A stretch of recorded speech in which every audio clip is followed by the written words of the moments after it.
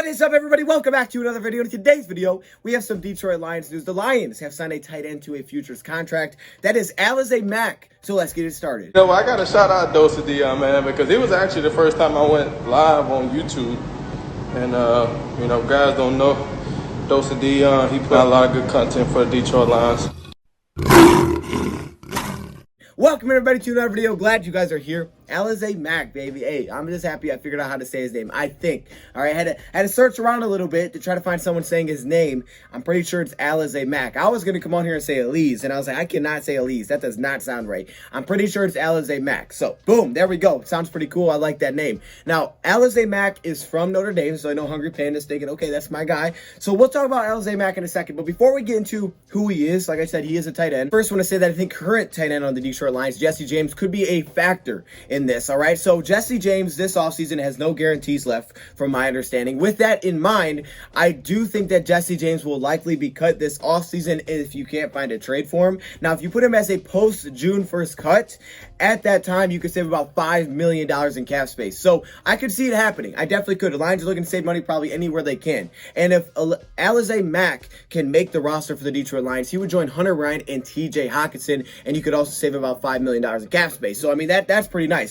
But I don't know if he will or not. I'm not sure if that's the Lions' plan. All I know is Anthony Land historically has not used tight ends that much. He hasn't had two tight ends over 20 yards receiving, like each of them. He's had one really good tight end, but he really hasn't had two really good tight ends. So I think it's going to be a lot about TJ Hockenson next season, and they're going to want a couple of maybe role pieces. And I think that's what Hunter Bryant can be. Hunter Bryant can also be a receiver, which is cool. And now potentially Alize Mack. Now, why Alize Mack? Why this guy? Well, I think a lot of it has to do with this time that he spent with Dan Campbell. The short time that he spent with Dan Campbell in 2019. So Alize Mack, he was a very high recruit coming out of high school. At one point, he was ranked as the #1 tight end in high school.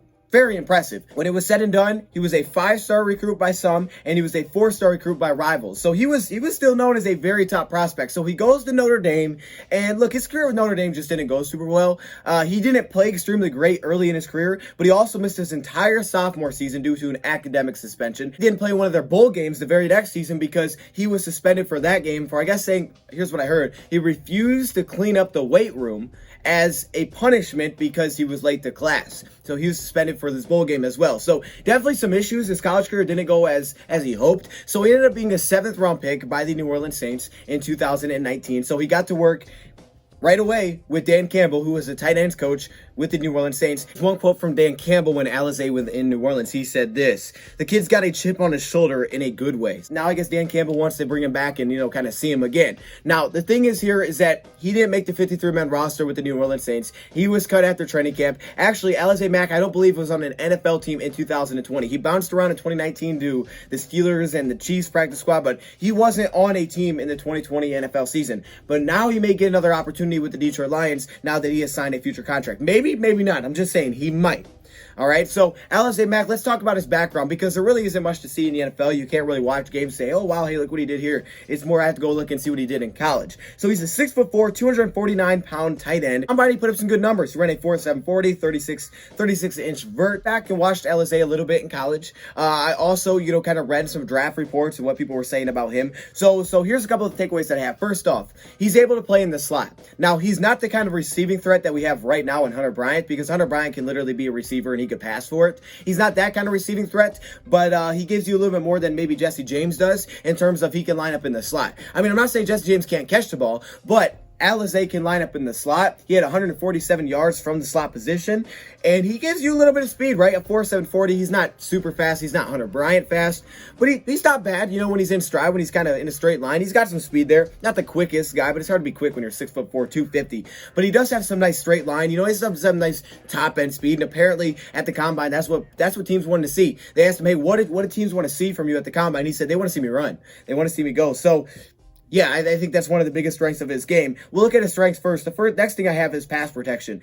They used him a lot in pass protection. It was somewhere they put him a ton. Now, he wasn't I don't know if he'd be as good of a blocker as Jesse James was, because James was just so much bigger, but he was one of those guys that they would use to kind of help tackles. He wasn't a guy that got a lot of one-on-ones because he would probably got destroyed in that situation, but he was used to help a tackle. So if there's pass rushers that a tackle may be struggling with, you get that little double team there, a double team block, and that's where he was used a little bit. And we saw that last season. Alliance had to do that at times, but he was able to do that. He's not a standout blocker. He's not a blocker that can take one-on-ones with edge rushers. He'll just get beat, but you can use him to help out a tackle, and that's what they did a lot at Notre Dame. Still finished very well to his career. His last season that he played in college was his best. He made a lot of great plays. He made a lot of contested catches. He showed his catching ability at a higher level, because one of the issues was before that in college, he had issues with dropping the football. His drop rate as he had finished college was 7.7% of the time, but he had drop issues, and it was one of the biggest cons. I mean, many people were saying it. Many draft scouts were saying that, yeah, hey, he has issues with catching the football consistently, making contested grabs.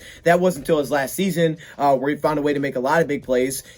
I guess he had multiple big plays against Michigan, but he finished out, very well, a very good ending to his career in college to make some of those big plays that people were hoping to exceed. However, though, at Notre Dame, a lot of his route tree was underneath routes. Didn't have a crazy route tree. I mean, sometimes it was just go deep and, use that speed, and other times it was a lot underneath, and it was helping pass protection. Another thing that I noticed in this game is that when play break down, I liked his ability to kind of find a hole in the zone and kind of get himself open, get himself a target for the quarterback. I noticed that a few times when watching him, which I thought was nice. Moving over to the things that he struggles with is yards after contact, all right? Look, this guy doesn't make guys miss. After the catch, he usually doesn't go anywhere with the football. You can watch it. He doesn't break a lot of tackles. If you go watch, even if you watch his highlights, you won't see him make a lot of guys miss. If he's got room, he can use that speed. He can get going. He's tough to stop for, linebackers and safeties at times. But if you get a guy that hits him, he's not breaking a lot of tackles. He's not juking anybody out. He's not super agile. He's not a great yard after catch type of guy. I mean, it's just, hey, here's where I caught it. Here's where I'm down if they're on me. If they're not on me, yeah, I can run because there's no one near me. But other than that, yeah, there's not much after the catch there. Like I said, his drop rate is 7.7%, which is pretty high. It's a little bit concerning, but he did start to clean it up a little bit in his final year in college. Run blocking, not his strength. You see some occasions where he can do it using that athletic ability, can kind of push the defender out of the play. Sometimes Notre Dame would run outside, run plays, and he would be able to kind of push this guy towards the sideline if the guy has the size like he does. But he's not a very big threat when it comes to run blocking. He doesn't really block down into the second level. He doesn't really like to be outsized, outmatched in that situation. I wouldn't want to be either. But he's just not a huge threat when it comes to run blocking. Something that maybe he could continue to work upon, because it was almost maybe more of a mindset thing that he had an issue with. But pass blocking is where he was used a lot more. But we'll see. I mean, maybe that's something that, he'll have now, because look, he's trying to make a roster spot. This guy wants an opportunity to play. I mean, you're going to figure out how to run block. I'll say that. That's really what I have from him. Kind of quick little summary of who Alize Mack is. So this could potentially mean that the Lions do have another option if they do want to release Jesse James if they can't find a trade for him, save some money, because I do feel like it's coming this season. I think we're going to see a lot of players cut, maybe that we weren't maybe even expecting, and I think Jesse James will be part of that if he's not traded. I hate to say it, I really do. I think Jesse James he's a talented player. He just got a really big deal. He got a really big deal for the limited production, and now the issue with Anthony Lynn, like I mentioned, like we've talked about before, is that he's never had two tight ends with over 20 receptions each. All right, he doesn't have a second tight end that's usually very involved in the offense, and that's kind of the issue. You paid him a lot of money and didn't see him super involved with us in the past, and now with Anthony Lynn, I can see him being less involved. I don't think the Lions want to have this great number 2 tight end where they put a lot of assets or capital or money into bringing one in. I think it's more the Lions are saying, okay, we got T. Jackson, we got the stud, and Anthony Lynn has worked with studs like Antonio Gates. He'll have a great tight end, and he'll kind of just ride through that guy, and then we'll have these role tight ends, right? You'll have your Hunter Bryant, so you can use as a receiver. You have your potentially Alizé Mack, who can, he's kind of okay at everything, not really great at anything, definitely not a TJ Hockenson skill level, but he's someone that can add some depth there. So we'll see, but it was something that we talked about when we did our mock offseason is what kind of tight end could you put there for depth. But Alizé Mack signed to a futures contract. We'll see if he makes the team. I don't know if anybody actually got to watch the Stafford special last night, any of that. It was pretty emotional. I think I may have missed some of the beginning because I kind of got on a little late there. But I did see, when he was saying that, he wanted to bring the Lombardi trophy and, he couldn't do it. I don't know if anybody watched it. It was at 11 p.m. Eastern time last night. It was pretty emotional, I'll say that. And I'm pretty sure Kelly Stafford talked about this morning, but it was too early for me, man. I was snoozing. However, I do think they're going to have another part of the Stafford special, like a legacy thing. And that's coming out at 5 p.m. Eastern, I think, on Channel 4. So if you guys want to check that out. But yeah, it was a little emotional last night. However, I actually got this, message that my man Austin sent me on Instagram that said Stafford played with a torn UCL.